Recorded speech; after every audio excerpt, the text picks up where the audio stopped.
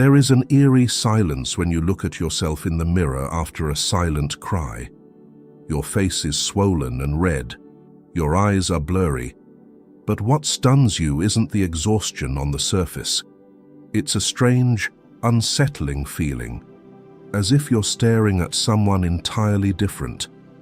Not the woman you've tried to preserve, embellish, or please, but a soul that has just fallen out of its old shell, standing bare before an undeniable truth. You can no longer be who you once were.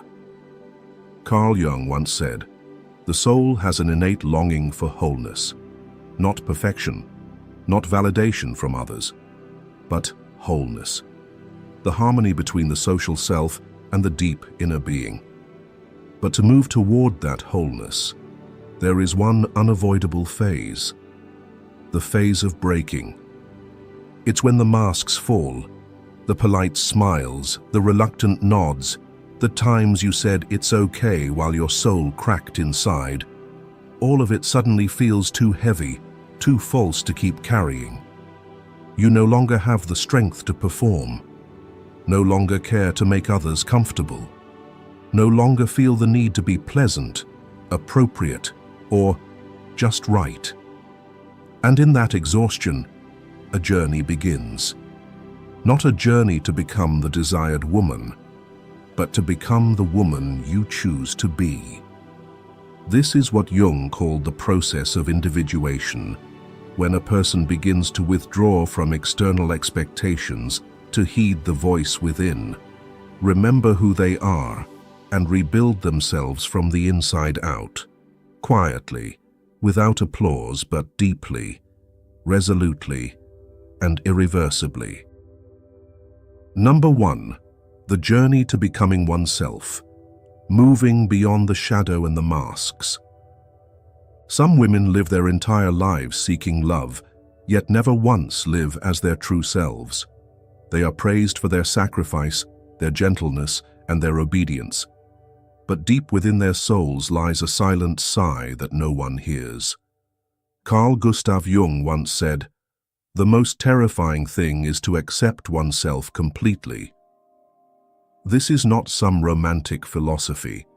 It is a wake-up call, a whisper that slices through the many layers of identity women have worn for centuries, from the obedient daughter who smiles at the right moments, to the sensual lover who knows how to please, to the perfect mother who always puts others first.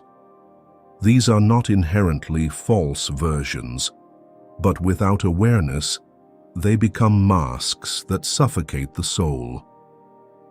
In Jung's analytical psychology, these roles imposed by society are called archetypes, primordial images residing in the collective unconscious. Archetypes such as the mother, the maiden, the lover, the caregiver serve as internal maps to help us navigate the world. But when one archetype is exaggerated or becomes a person's only identity, they lose their sense of wholeness. A woman confined to the role of self-sacrificing mother may forget that she is also a lover, a creator, a risk-taker. A woman who lives entirely within the good girl archetype often can't say no, can't express anger, and gradually learns to live in silence within herself. One of the clearest signs of this inner suffocation is the constant struggle between outer image and inner voice.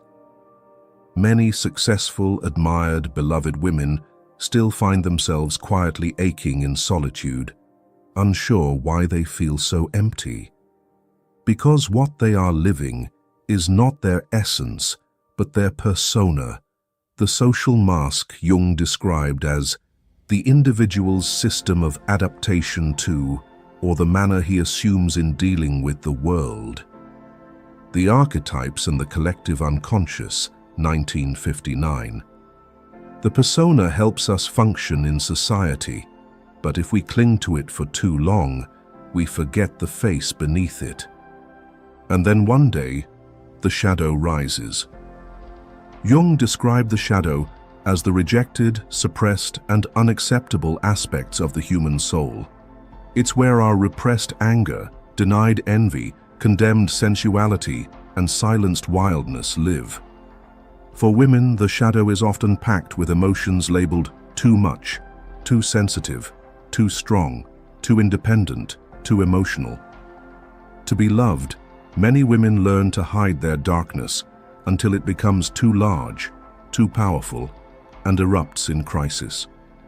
It might come as an inexplicable depression, an inner tension within a perfect relationship, or a breakdown after a dazzling success. Because, as Jung wrote in Psychology and Alchemy, until you make the unconscious conscious, it will direct your life and you will call it fate. When the shadow goes unrecognized, it controls us from the dark. The real journey begins when a woman no longer fears her shadow, but learns to dialogue with it. This is when she begins to allow herself to feel anger without guilt, to acknowledge her desire without shame, to say no, to not want, to withdraw from roles she once believed were her destiny. A woman undergoing psychological awakening will have days of upheaval, when she is no longer who she was, but does not yet know who she is. This is the in-between of transformation, where masks fall, relationships shift, and the inner world becomes a construction site in chaos. But it is also the moment a new self begins to breathe. The truth is, the darkness is not the enemy, it is the guide. Jung once said, "One does not become enlightened by imagining figures of light, but by making the darkness conscious." Collected Works of C.G. Jung, Volume 13. It is by stepping into the very places we fear most, where we feel not good enough, unlovable, too much, that we unlock wholeness. And the miracle is, when a woman dares to accept her shadow, she also unleashes a true life force. She becomes deeper, more compassionate, more powerful, and radiant in a way that can't be learned or faked. I remember a woman once shared with me, she was a perfect wife, always gentle, always proper, always putting others first. But after a sudden divorce, she spiraled into panic and began therapy. Through that process, she faced a painful truth. She had never lived for herself. She learned to journal, to go alone into the forest, to try painting, to scream, to cry. And finally, she said, "I don't know who this woman is, but she feels more alive than ever." That was her real self, long hidden under the shadow, now being released layer by layer.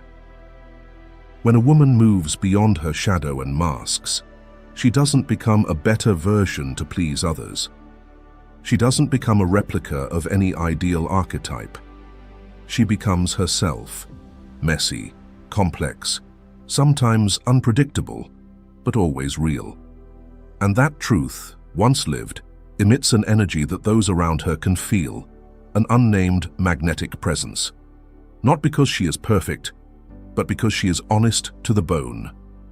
In today's world, where images are meticulously edited, emotions are standardized, and women are constantly told how they should be, this journey of facing the shadow, removing the masks and choosing oneself is nothing short of revolutionary. A woman who dares to walk into her darkness to reclaim her light is transforming not just her life, but the world around her. And perhaps that is the kind of woman everyone wants to be near. Not because she tries to be loved, but because she has chosen to love the truth of who she is. Number 2, the awakening moment. From suffering to rebirth. And then, when the masks have fallen, when the shadow is no longer avoided but looked straight in the eye, the woman crosses a new threshold, not one of peace, but of the ruins of the old self slowly collapsing. This is the phase Jung never sugar-coated, because the process of individuation does not begin with comfort. It begins with a crisis.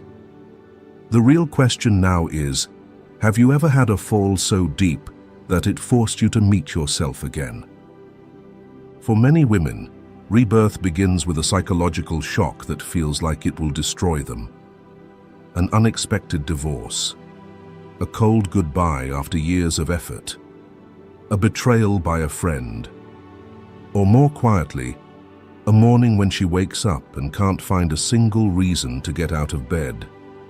What seemed like just feelings touches the root, where every role, every expectation, every habit suddenly feels hollow. In that moment of loss, when all external supports collapse, the deepest self begins to speak.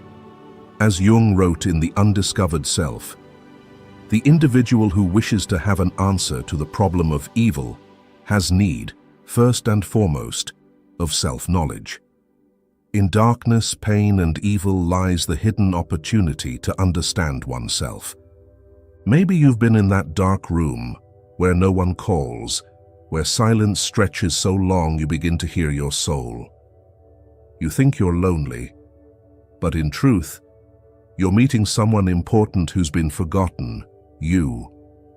In Jung's philosophy, this is the starting point of what he called inner alchemy.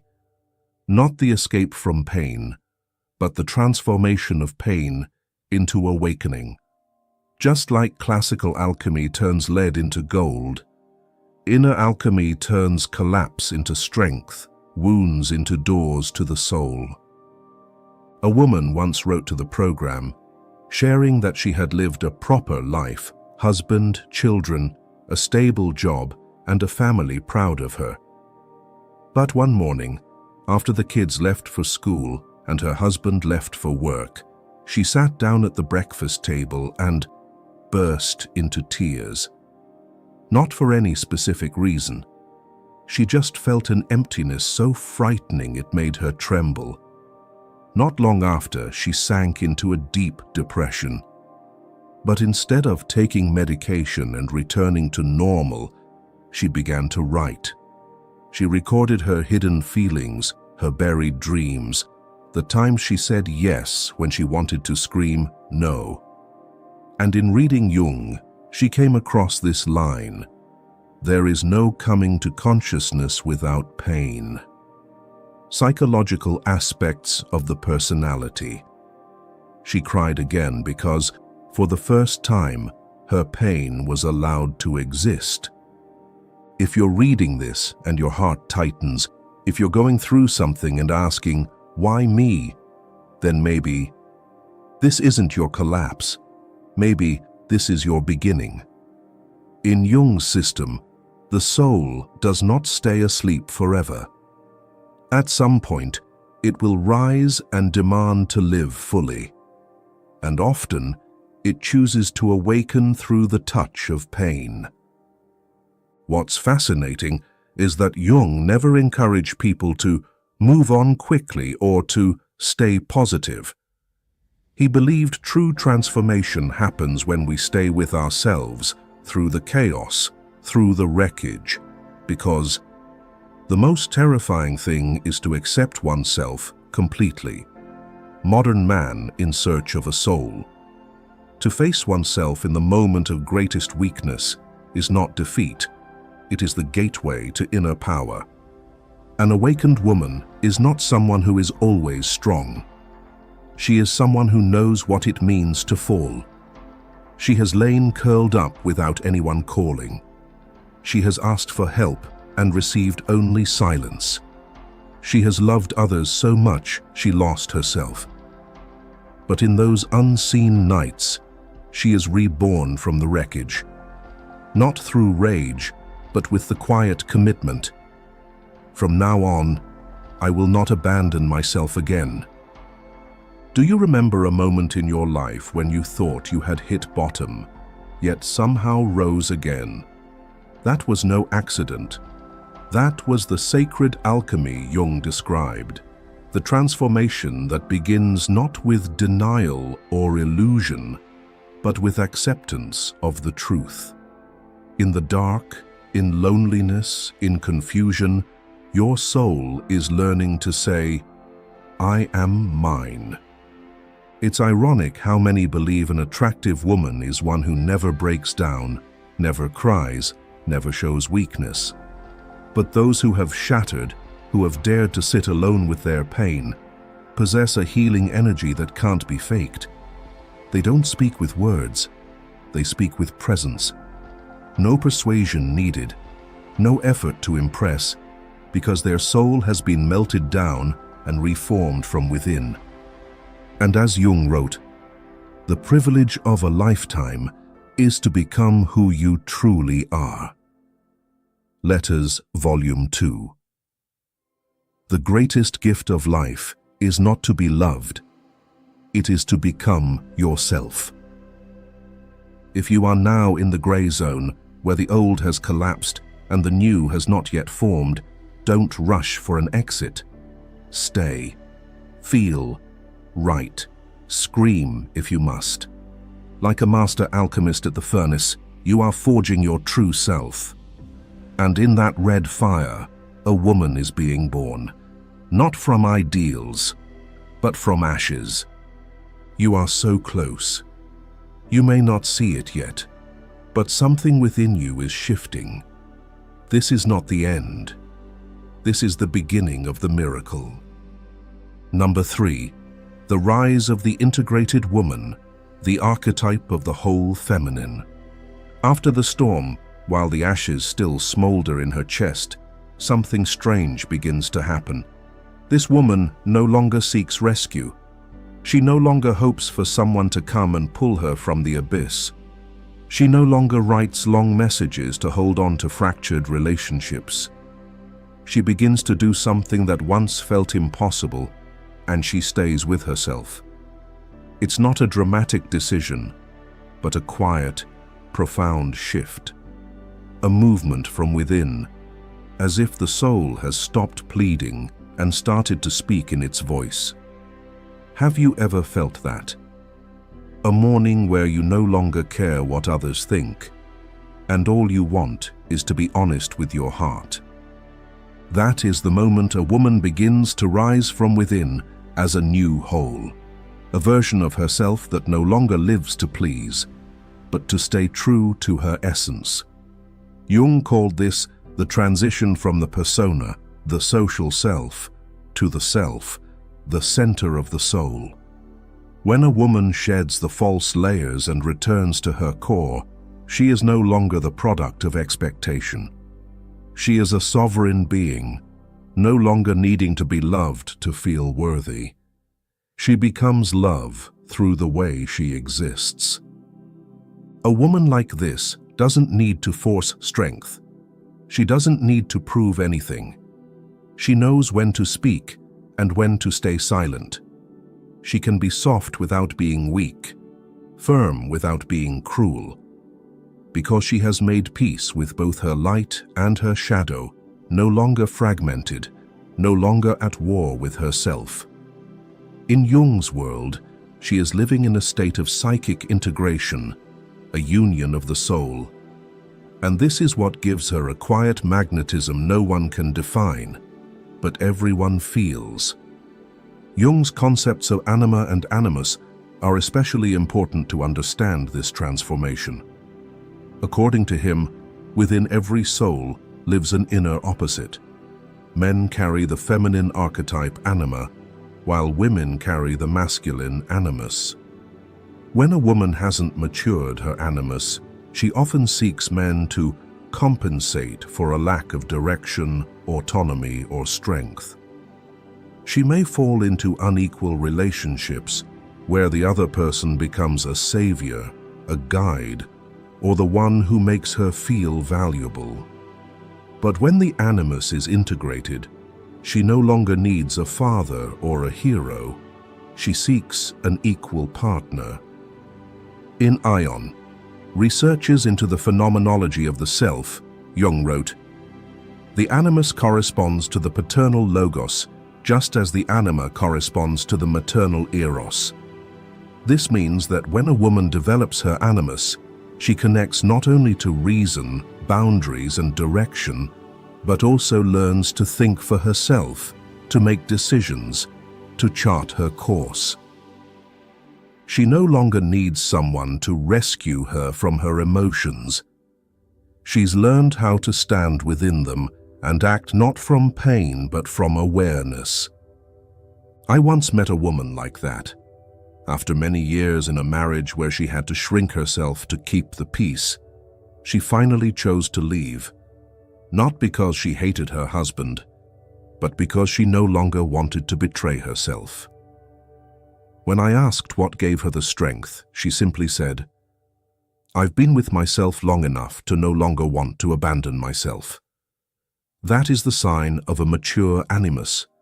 Not loud, not combative, just a clarity so profound that no one can shake it. If you're on this journey, you may feel that everything around you is changing. People who once felt close may now feel distant. Relationships that once felt essential now feel shallow. Don't panic. It doesn't mean you're wrong. It means your frequency is shifting. And when a woman begins to live in truth, anything no longer rooted in truth naturally falls away. The most beautiful part is this: such a woman is not captivating because of her looks or her clever words. She moves people with her presence.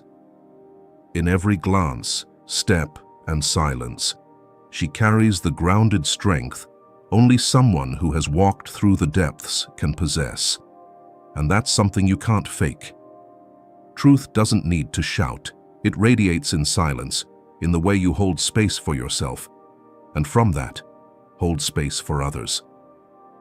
Jung once said, "Wholeness is not achieved by cutting off a portion of one's being, but by integration of the contraries." Psychological aspects of the personality. A whole woman is not someone who has removed her weaknesses or who only keeps the acceptable parts. She is someone who has learned to stand with both her tenderness and her ferocity, her longing and her peace. And because of that, she no longer lives to be chosen. She lives because she has chosen herself. Do you feel something changing in you? Maybe it's not yet clear, but if there's a part of you that has stopped trying to please, that no longer asks for permission to exist, know that the whole woman within you is rising. Not from perfection, but from radical honesty.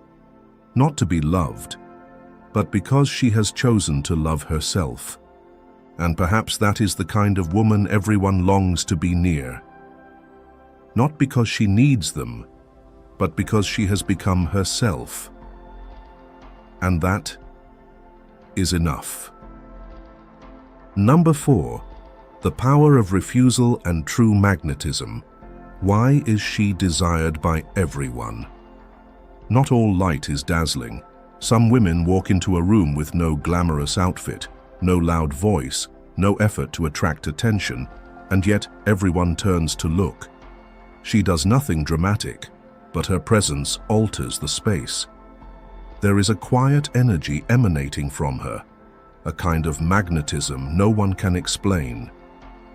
And if you look closely, you'll see. It is the power of truth. She is not the most beautiful in the room, not the sweetest, the most agreeable, or the easiest to please. She does not try to be liked, and she certainly does not care about being approved. And that is exactly what sets her apart. Jung never said a woman should abandon her instinct to be loved. He simply pointed out that when we prioritize being loved over being real, we lose ourselves. A whole woman doesn't need to be liked to feel worthy. Because as Jung wrote in The Development of Personality, the most important question anyone can ask is, what myth am I living?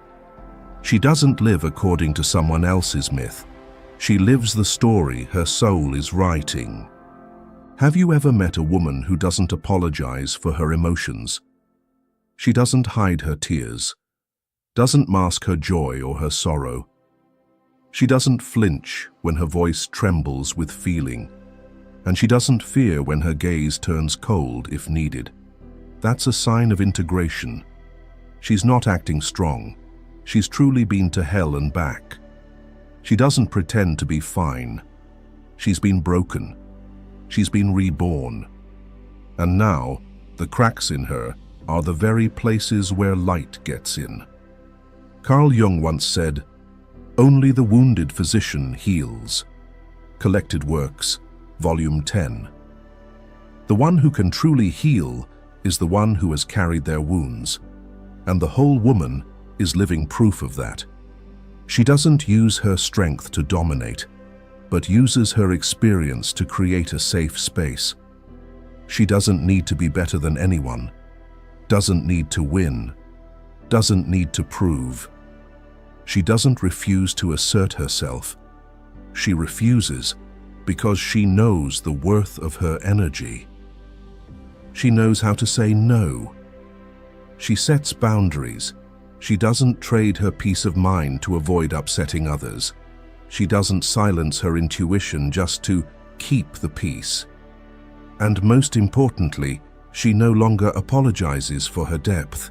She no longer says, "I know I think too much," or "Sorry if I made you uncomfortable because I'm sensitive." Those were once tickets to be accepted, to be loved. But now she understands, her depth is not a flaw, it is a gift. Real attraction doesn't come from fitting neatly into someone's preferences.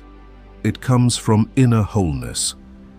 When a woman becomes the guardian of her boundaries, the universe begins to rearrange itself around her. Those who once exploited her find themselves shut out. Relationships once held together by people-pleasing begin to fade.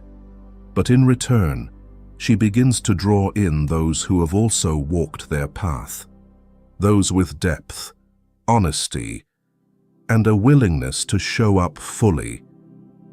If you are learning to say no, if your hands are still trembling as you practice holding boundaries, then you are getting very close to yourself. And you are becoming dangerous in the most beautiful way. Dangerous to systems that once demanded your smallness. Dangerous to the kinds of love that ask for your permission to exist. And above all, you are becoming irresistibly magnetic in a way no one can fake.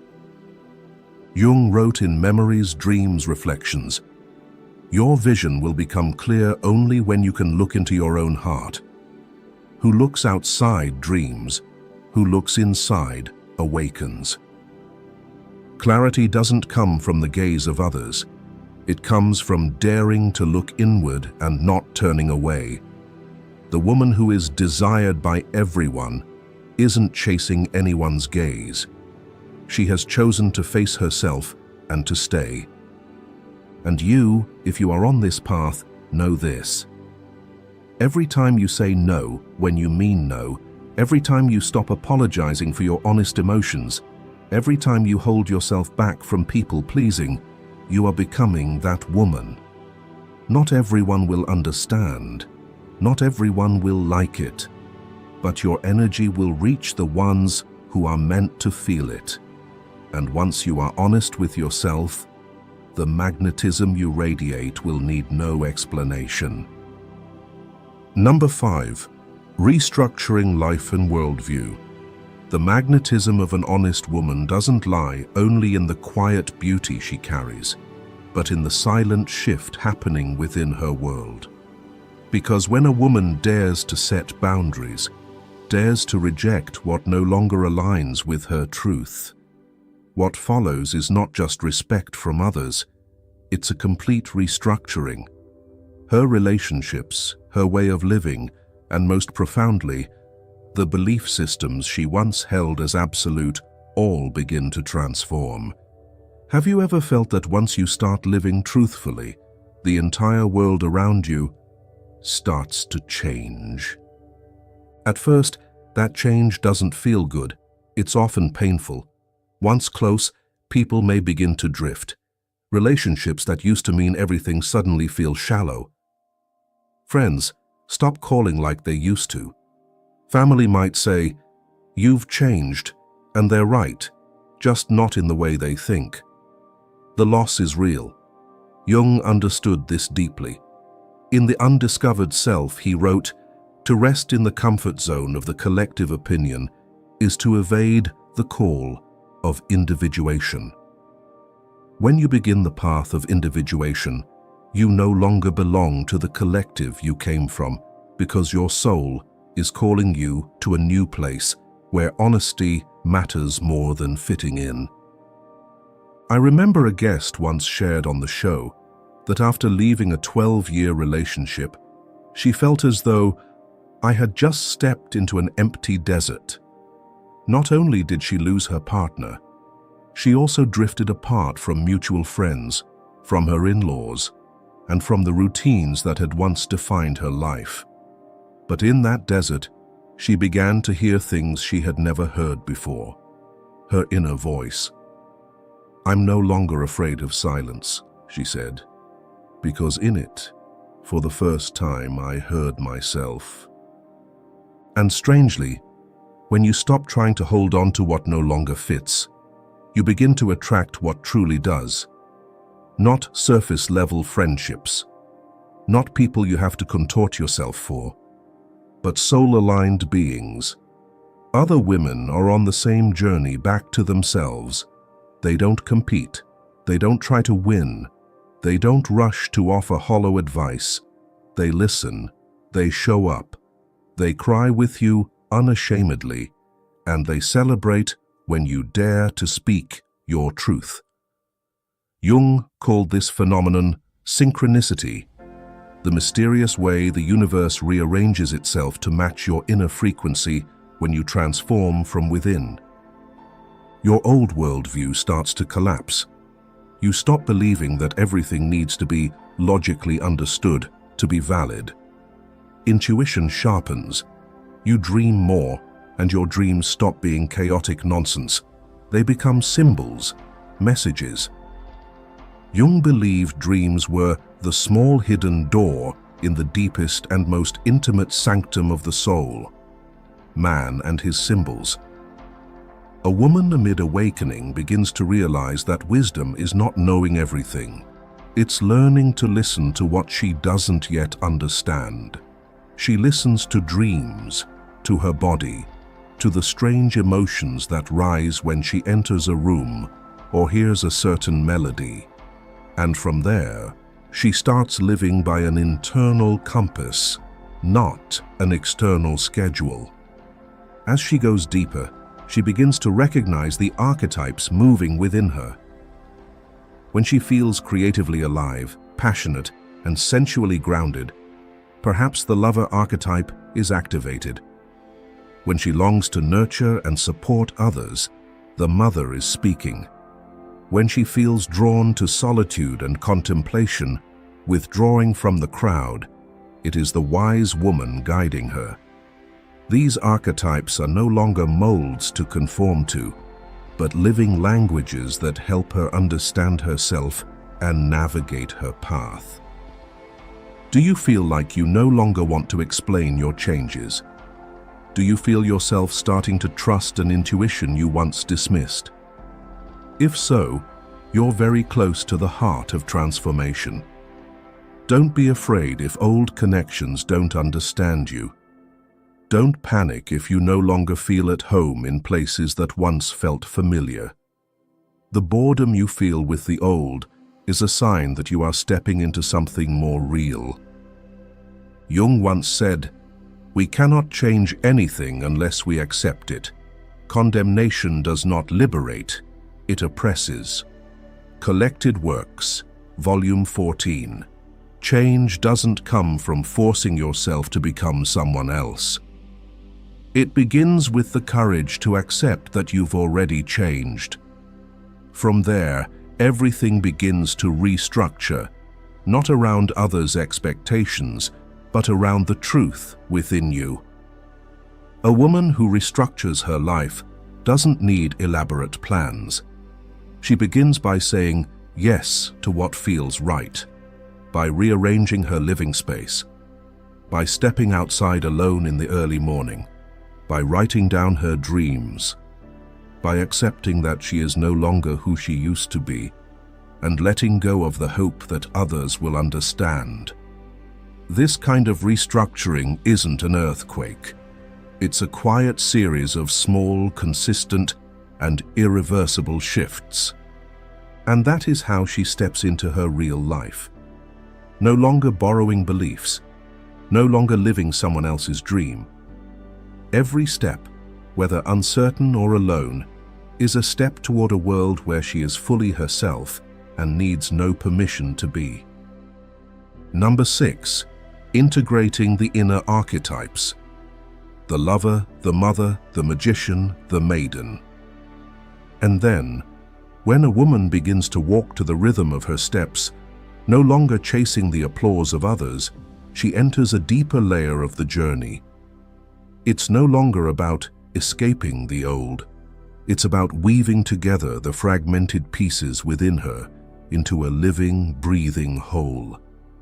This is no longer the effort to shed old roles, but the conscious choice to live as a full symphony where every facet of her is acknowledged, listened to, and allowed to coexist without conflict.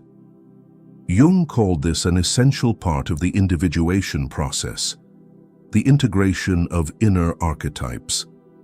One mistake many women make, not because they're wrong, but because they've been taught to, is believing they must only be one thing: a good mother, a sweet lover, a dutiful wife, or a modest daughter. They choose a role, often the one most easily loved, most socially accepted, and abandon the rest. But each archetype isn't a fixed box. It's a stream of energy waiting to be activated, fluid, dynamic, and meant to co-create the psychological landscape of a whole human being. Within every woman live multiple archetypes. She might be the lover, sensual, passionate, drawn to beauty, unafraid to seek joy. The mother, nurturing, patient, compassionate, a safe place to land. The magician or wise woman, deeply intuitive, drawn to solitude, with a timeless perspective. And the maiden, free-spirited, curious, creative, and rich with wonder. These archetypes don't cancel each other out. On the contrary, they are all facets of the same being. I once spoke with a woman in her 50s, a former CEO of a major tech company. For years, she embodied the magician and mother archetypes, rational, sharp, tending to both her team and her family. But after a health crisis, she said she began to feel burnt out inside. She started taking belly dance classes. She went to figure drawing sessions. She wrote love letters to herself. She laughed and said, "I realized there's still a playful young girl in me. That part's not dead." And it wasn't. Her lover and maiden archetypes weren't there to replace her previous roles. They were awakening to expand her inner terrain, helping her live more fully, more truthfully. Carl Jung believed psychological freedom doesn't come from cutting away parts we don't need. It comes from allowing all parts of ourselves to coexist, without shame, without war. True maturity doesn't mean choosing one side, but reconciling the opposites within. You can crave sensuality and also enjoy quiet nights reading philosophy. You can nurture your children and also need space where no one needs you. You can laugh loudly at a party and cry quietly to a song at midnight. And most importantly, you don't have to apologize for any of it. If you've ever felt disoriented by inner contradictions, don't worry. That's a good sign. It means your archetypes are waking up, sometimes all at once. Don't rush to choose just one. Start by listening. One day you may feel the urge to create something beautiful. That's the lover guiding you. On another, you crave silence and ancient books. That's the magician whispering. Another day, you may want to lie on the floor and doodle. That's the maiden. And when someone needs, the mother will emerge without being summoned. You are all of these, and you are allowed to be all of them. A woman who integrates her archetypes no longer asks, "Who should I be to be loved?" She asks, "Which part of me needs to come alive today?" That question not only frees her from societal pressure, it unlocks creative energy in art, in work, in how she loves, speaks, and shows up. She no longer tries to be the ideal woman. She becomes a vibrant, uncontainable being, fluid, radiant, and uncaged. Jung wrote a line I deeply love in Memories, Dreams, Reflections. Wholeness is not achieved by cutting off a portion of one's being, but by integration of the contraries. Wholeness doesn't come from slicing away what we dislike. It comes from weaving together everything we are. And you, if you've read this far, pause for just a moment and ask yourself, is there a part of me I've neglected for too long? Is there an archetype knocking, asking to be lived through me again? If the answer is yes, open the door. The path to becoming a whole woman is not a straight line. It is a dance between the parts of your soul. And you are the choreographer. You don't need permission. You don't need perfection. You only need honesty and the courage to be all that you are, without shame. That is true freedom. Perhaps the most beautiful and difficult part of becoming a whole woman is not learning something new, but having the courage to peel away everything that isn't you. The layers of be nice, be agreeable, be lovable, be selfless, once kept you safe, helped you belong. But at some point, they became a prison. And the moment you say enough, not with rage, but with clarity, is the moment you begin to become the woman you want to be, not the woman someone else expected. You don't need to be the woman everyone desires. The truth is, the most deeply loved women are often those who never tried to be. She simply lives so truthfully that she cannot be ignored. And then she begins to attract the right things, the right people, the right love, not because she performs, but because she has chosen herself. There is a strange stillness in the eyes of a woman who knows who she is. When she stands in front of the mirror, not to adjust herself to someone else's preferences, but simply to look and smile, because the woman in the reflection is someone she once dreamed of becoming. Not perfect, not untouched by sadness, not always strong, but honest, whole, and no longer asking for permission to exist. Carl Jung once wrote, "One does not become enlightened by imagining figures of light, but by making the darkness conscious." Collected Works, Volume 13. You cannot step into the deepest version of yourself by chasing false positivity. You must pass through the dark. You must embrace the pain. You must touch the things you once buried. And it is from that place that you truly begin to shine, not with borrowed brilliance, but with a light kindled from within. If you are somewhere in the middle of this journey, if things feel messy, if you still feel lost or doubtful, you are not alone. We are a generation of women waking up together, laying down old burdens together, choosing ourselves, not out of fear, but out of love.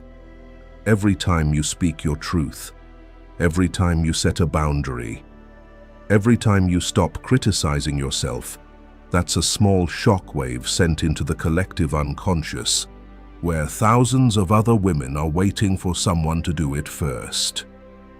When one woman heals, she doesn't heal just for herself. She heals for her mother, for her daughter, for those who never had words for their pain. She opens a path, not only for herself, but for those who come after her. Every step you take toward yourself is a step that lights the way for someone else. So even if this road feels lonely, even if you think you're not strong enough, remember this: you are never walking alone. Behind you is a river of women returning to themselves. Ahead of you is the full version of who you are becoming. And in this very moment, all you have to do is choose yourself. And the world will begin to rearrange to reflect that choice. You were never meant to live small. You were never meant to ask for permission. You are here to live truthfully, to live fully. Start now. Start with you.